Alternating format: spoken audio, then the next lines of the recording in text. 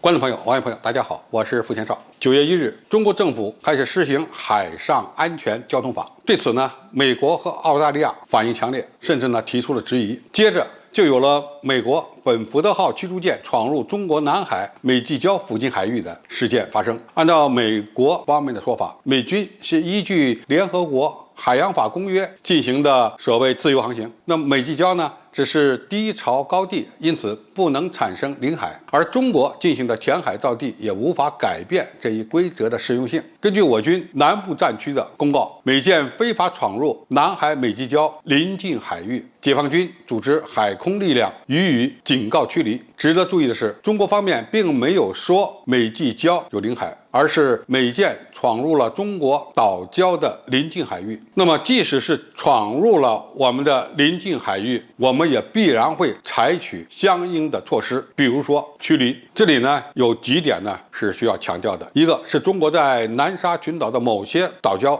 通过人工填岛的方式修建了一些人工岛，这些人工岛礁有一个500米的安全范围，一旦美舰靠近这个区域，就会严重影响到中国岛上设施的安全，甚至影响到整个人工岛礁的安全。因此我们就可以出动军舰和飞机对其进行驱离。再一个，专属经济区这个没有领海就没有专属经济区，你这说法是不对的。在南沙和西沙海域，中国有权对美军的无害通过进行监控。美国军舰在南海的行动，表面上看似乎是依据了国际法，但是中国也可以依据该法对其进行相应的监控，以及一些更有力的措施。美国在南海地区进行的所谓自由航行，其本质而言就是搞航行霸权，也是为了在南海制造安全风险，目的呢就是为了搞乱南海地区的和平稳定的已有局面。美国这次利用低潮高地的说法以及南海总裁案说事儿，实际上是对中国南海主权的一个挑衅。相比于南沙群岛而言，我们更需要严重关切美舰在西沙地区的挑衅活动，因为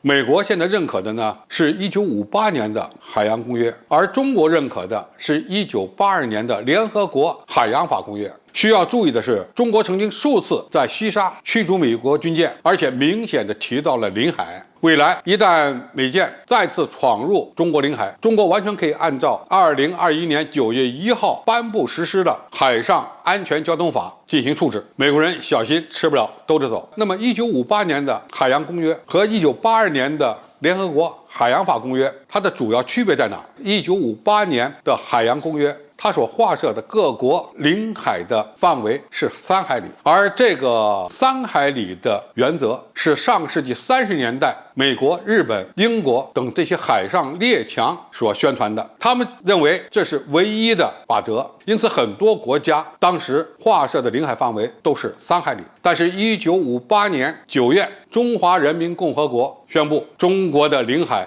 是12海里，任何国家的军舰飞机不经过中华人民共和国政府的允许不得擅入，那么一旦擅入，后果会很严重。而1982年的联合国海洋法公约认可了中国12海里的领海范围，而且它明确指出世界各国都允许划设不超过12海里的领海范围。那么美国现在所执行的1958年的海洋公约和1982年联合国认可和颁行的联合国海洋法公约在领海范围内是存在着差异的，这个差异范围比较大。而美国到目前为止都没有签署联合国海洋法公约，他就利用这个空档，喊着维护航行自由、遵守海洋法则的这个借口来挑衅一些国家，特别是中国。那么在这样的一个情况下，我们必须严格的按照联合国海洋法公约所划定的范围，对美国这种靠近航行甚至是侵入我们领海的这种活动给予严密的监视和采取有力的驱离措施。那么世界上其他大部分国家是否都按照联合国海洋法公约来施行呢？应该说的确如此，只有个别国家有所修改。比如说日本，日本在1977年也跟在中国之后，将它的领海范围扩大为12海里，但是它留了5个比较窄的海峡，划设的范围依然是3海里。那为什么这么做？是因为它一旦划了12海里，那么整个日本列岛就没有通道了，没有国际通道了。美国人不干，因为这么一划设，它的军舰就不能够穿过日本列岛了，要绕行。这5个就包括对马海峡的2个通道，以及青津海峡等等。那么在这些海峡里面呢，是有一小段公海的，因此各国的船只，包括军舰，都可以无害通过。但是这是日本的特例，中华人民共和国可没有这么划设。因此，你只要侵入我们的12海里，那么就侵犯了我们的主权，必然会带来严重的后果。美国企图钻某些法律的空子，